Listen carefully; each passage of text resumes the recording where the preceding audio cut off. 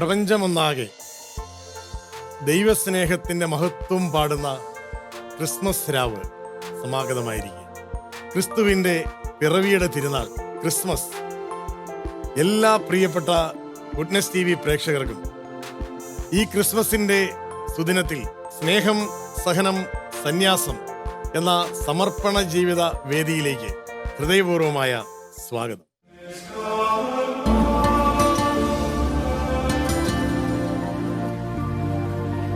നമ്മോടൊപ്പം ക്രിസ്മസ് ഗാനങ്ങളും ക്രിസ്മസ് കാലത്തെ കഥകളുമായി ചേരുകയാണ് മലയാളത്തിൻ്റെ ക്രൈസ്തവ സഭയുടെ അലങ്കാരവും ആഘോഷവുമായ രണ്ട് വാനമ്പാടികൾ, reverend sister Julie Therese CSN and reverend sister Lins Rani CMC. Sister Lins Rani CMC and sister Julie Therese CSN. ശ്രുതിമധുരമായ ആലാപനം കൊണ്ട് സംഗീത ലോകത്ത് ശ്രദ്ധേയരായ സന്യസ്തർ. ദൈവം വരദാനമായി നൽകിയ ശബ്ദത്തെ ദൈവത്തിന് സമർപ്പിച്ച് മാതൃകയായ സമർപ്പിതർ. സാമൂഹ്യ മാധ്യമങ്ങളിലൂടെയാണ് ഇരുവരുടെയും ഗാനങ്ങൾ ശ്രദ്ധിക്കപ്പെട്ടത്. കുറഞ്ഞ കാലം കൊണ്ട് ഗായകർ എന്ന നിലയിൽ ശ്രദ്ധേയരായ ഈ സിസ്റ്റേഴ്സ് സമർപ്പിത ജീവിതം എവിടെയും തളയ്ക്കപ്പെട്ട ജീവിതമല്ലെന്നും സ്വാതന്ത്ര്യത്തിന്റെയും ആനന്ദത്തിന്റെയും പൂർണ്ണത ആസ്വദിക്കാൻ കഴിയുന്ന വിളിയാണെന്നും തെളിയിക്കുകയാണ്. സിസ്റ്റർ ലിൻസ് റാണി CMC ഇടുക്കി ജില്ലയിലെ തോപ്രാംകുടി ഇടവകയിൽ കുന്നേൽ ജോയ് മറിയംകുട്ടി ദമ്പതികളുടെ 6ാമത്തെ മകൾ. CMC കോൺഗ്രിഗേഷൻ അംഗം. സഭയുടെ പ്രധാന പ്രവർത്തന മേഖലയായ വിദ്യാഭ്യാസ മേഖലയിൽ പ്രവർത്തിച്ചു വരുന്നു. സ്ത്രീകളുടെയും കുട്ടികളുടെയും ഉന്നമനം ലക്ഷ്യം വെച്ചുകൊണ്ട് വിദ്യാഭ്യാസ പ്രേഷിതത്വത്തിൽ സജീവമാകുന്നു. ഇതിനോടൊപ്പം സംഗീതത്തിലൂടെയും തന്റെ പ്രേഷിത മേഖലയെ കൂടുതൽ ചൈതന്യമുള്ളതാക്കുന്നു. MA സൈക്കോളജിയും MSWയും പൂർത്തിയാക്കി. കൂടാതെ തിരുവനന്തപുരം സ്വാതി തിരുനാൾ സംഗീത കോളേജിൽ നിന്ന് ഗാനഭൂഷണവും പൂർത്തിയാക്കി. സംഗീതാധ്യാപനം, സാമൂഹ്യ പ്രവർത്തനം, കൗൺസിലിംഗ് എന്നീ മേഖലകളിലും സിസ്റ്റർ പ്രവർത്തിച്ചു വരുന്നു. ദൈവം തനിക്കു നൽകിയ വ്യത്യസ്തമായ ജന്മസിദ്ധമായ കഴിവുകൾ അവിടത്തേക്ക് സമർപ്പിച്ച് ഈ സന്യസ്ത തന്റെ സമർപ്പണ ജീവിതത്തെ കൂടുതൽ തിളക്കമാർന്നതാക്കുകയാണ്. Sister Julie Therese CSN Ernakulam ജില്ലയിലെ അങ്കമാലി ഇടവകയിൽ വേളൂർ ജോസ് അന്നമ്മ ദമ്പതികളുടെ 3 മക്കളിൽ 2ാമത്തെ മകൾ. CSN കോൺഗ്രിഗേഷനിൽ അംഗം. തകർന്ന കുടുംബങ്ങളെ ഈശോയുടെ സ്നേഹം പകർന്നുകൊടുത്ത് സമുദ്ധരിക്കുക എന്ന കോൺഗ്രിഗേഷന്റെ കാര്യസ്ഥത്തെ മുറുകെ പിടിച്ച് ജീവിക്കുന്ന സന്യസ്ത വിദ്യാഭ്യാസ മേഖലയിൽ പ്രവർത്തിച്ചു വരുന്നു. ഒപ്പം ദൈവം വരദാനമായി നൽകിയ സംഗീതത്തെ ദൈവരാജ്യ വിസ്തൃതിക്കായി ഉപയോഗിച്ച് സഭയിലും പൊതുസമൂഹത്തിലും ശ്രദ്ധ നേടി. കാലഘട്ടത്തിന്റെ വെല്ലുവിളികളെയും എതിർശക്തികളെയും അതിജീവിച്ച് സമർപ്പണ ജീവിതത്തിൽ മാതൃകയാവുകയാണ് ഈ സന്യസ്ത. പുതിയ തലമുറയ്ക്ക് സമർപ്പിത ജീവിതം തിരഞ്ഞെടുക്കാനുള്ള വലിയ പ്രചോദനമാണ് ഈ സമർപ്പിതർ നൽകിക്കൊണ്ടിരിക്കുന്നത്. CSN കോൺഗ്രിഗേഷന്റെയും CMC കോൺഗ്രിഗേഷന്റെയും അഭിമാനമായ സിസ്റ്റർ ജൂലി തെരേസിനും സിസ്റ്റർ ലിൻസ് റാണിക്കും സ്നേഹം, സഹനം, സന്യാസം എന്ന പ്രോഗ്രാമിലേക്ക് ഹൃദ്യമായ സ്വാഗതം.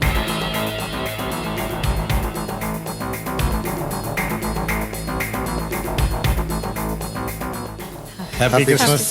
Happy Christmas. ഇരിക്കാം സിസ്റ്റർ.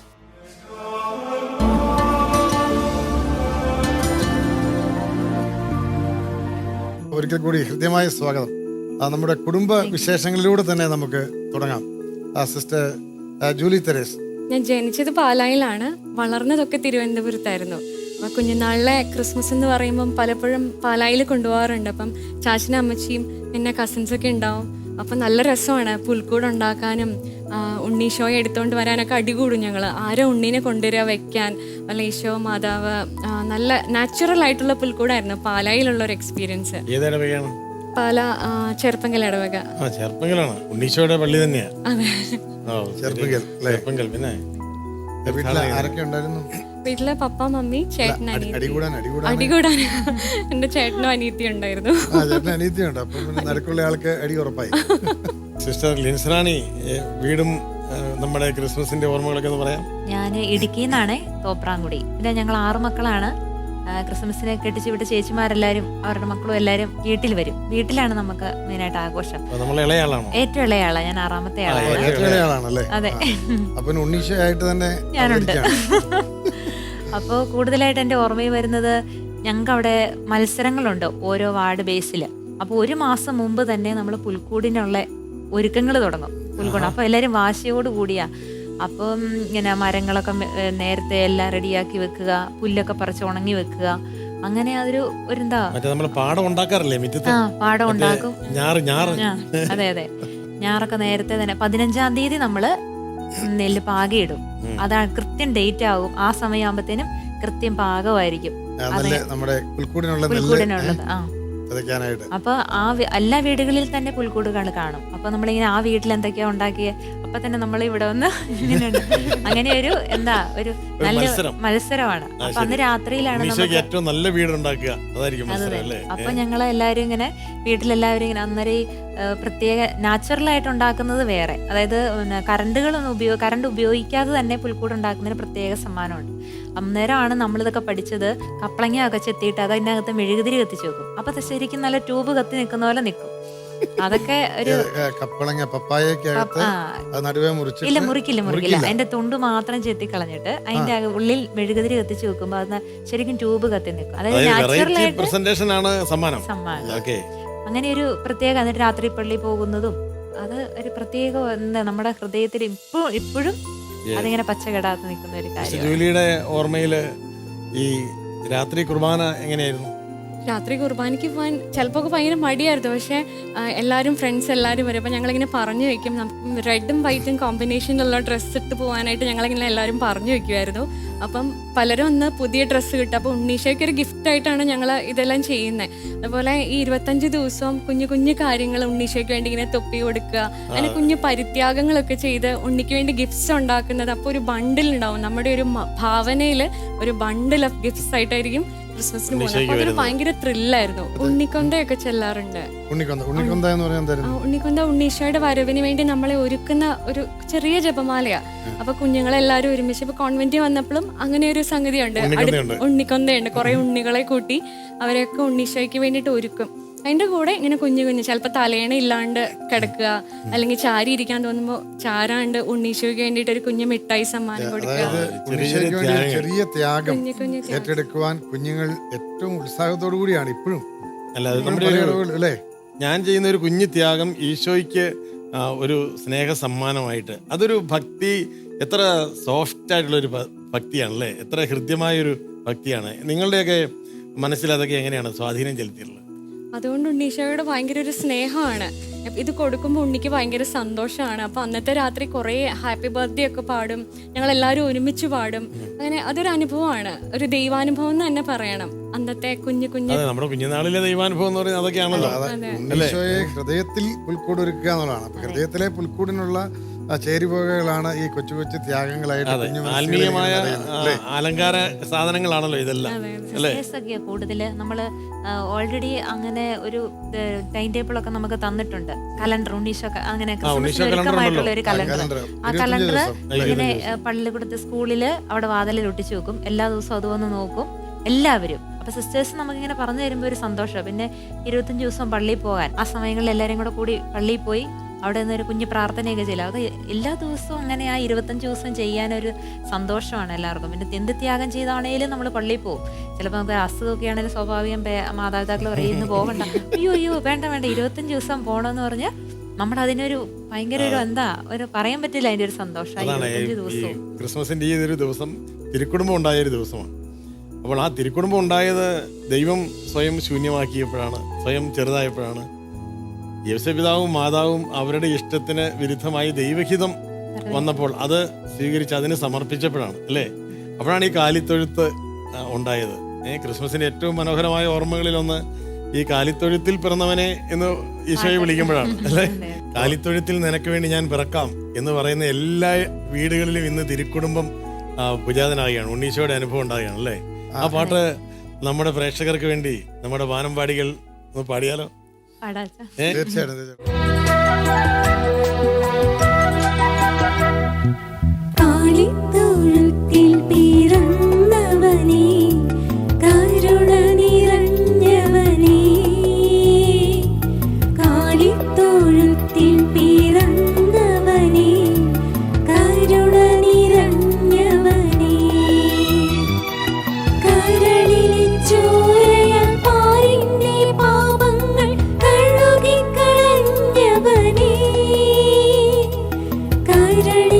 ചോരയാൽ പാരിന്റെ പാപങ്ങൾ കഴുകിക്കളഞ്ഞവനേ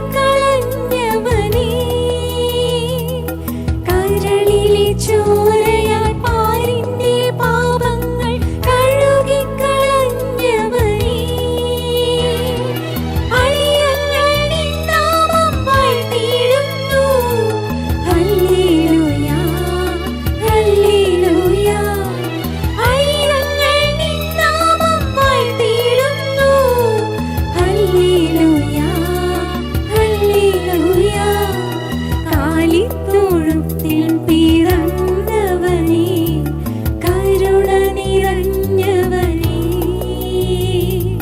കാലിത്തൊഴുത്തിൽ പിറന്നവനേ, കരുണ നിറഞ്ഞവനേ.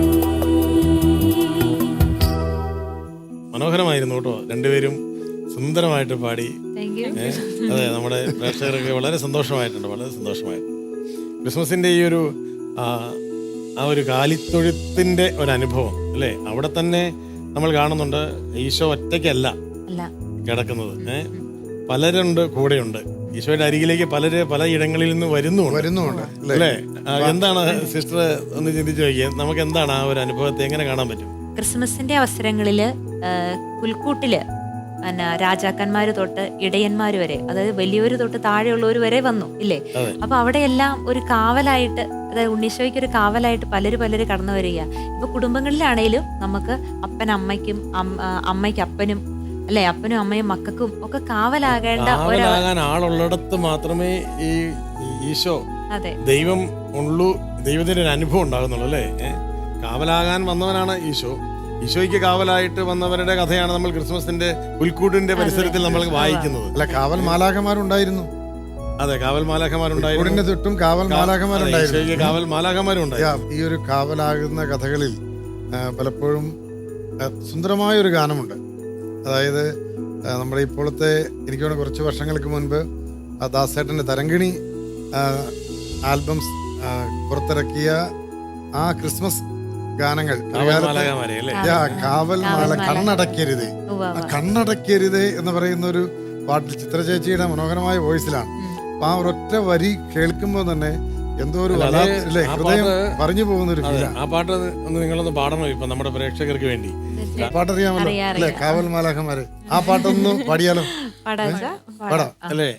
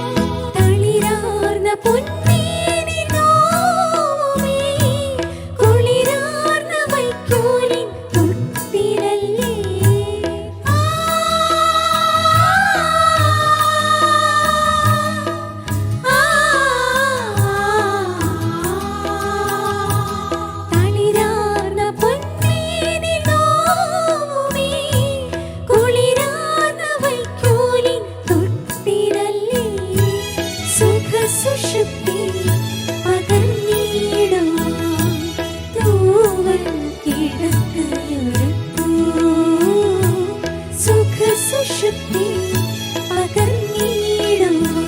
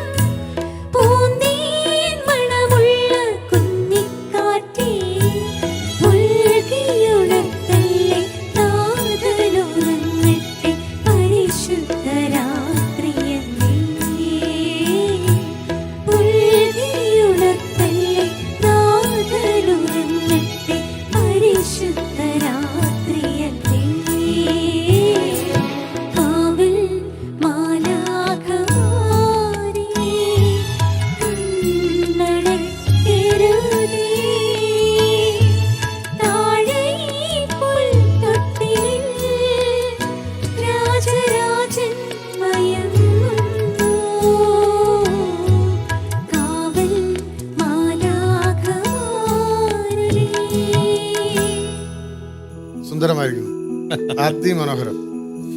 നല്ലൊരു ക്രിസ്മസ് അനുഭവമാണ് ഈ ഗാനം നമുക്ക് തന്നത്. നമുക്ക് ക്രിസ്മസിൻ്റെ തന്നെ ഒരു കാലത്തും മലയാളികൾ മറക്കില്ലാത്ത അതിമനോഹരമായ മറ്റൊരു ഗാനം കൂടി പാടി നമുക്ക് ഈ ക്രിസ്മസ് സന്ധ്യ നമ്മുടെ പ്രേക്ഷകർക്ക് സമ്പൂർണ്ണമായി സമർപ്പിക്കാം എന്നെനിക്ക് തോന്നുകയാണ്. നമ്മുടെ ഏത് പാട്ടാണ് നമുക്ക് പാടാൻ പറ്റുന്നത്? പൈതല Yesu. Okay, very good, very good.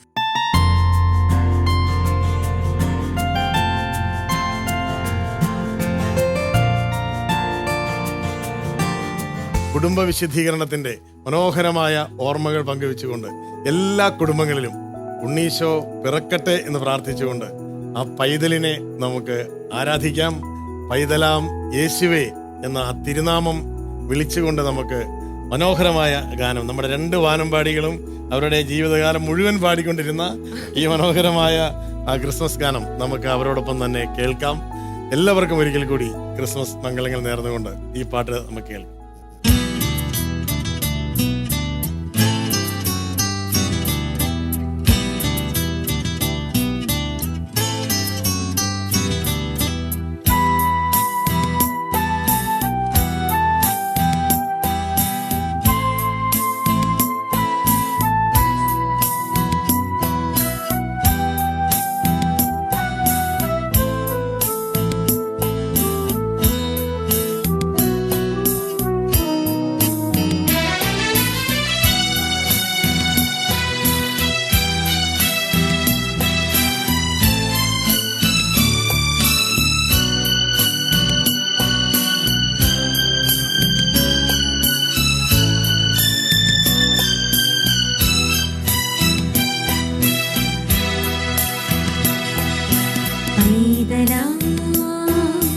യേശുവേ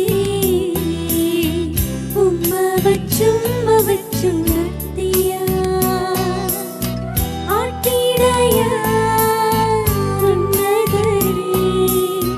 നിങ്ങൾ തന്നിൽ യേശുനാഥൻ തീർന്നു. പൈതലാ യേശുവേ ഉമ്മ വച്ചും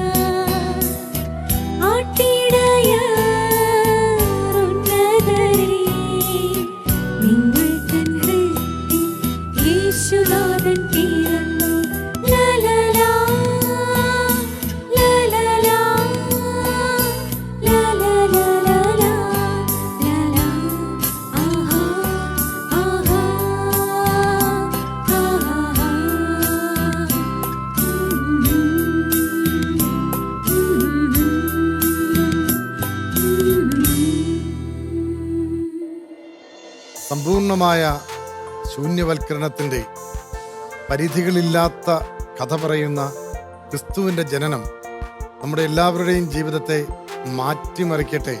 ഇനിയും ഇനിയും ക്രിസ്തുവിൻ്റെ ഈ സ്നേഹം ലോകത്തിൻ്റെ അവസാനം വരെ ആഘോഷിക്കപ്പെടട്ടെ. പുതിയ വർഷവും ഏവർക്കും അനുഗ്രഹദായകമാകട്ടെ എന്ന് പ്രാർത്ഥിക്കുകയാണ്.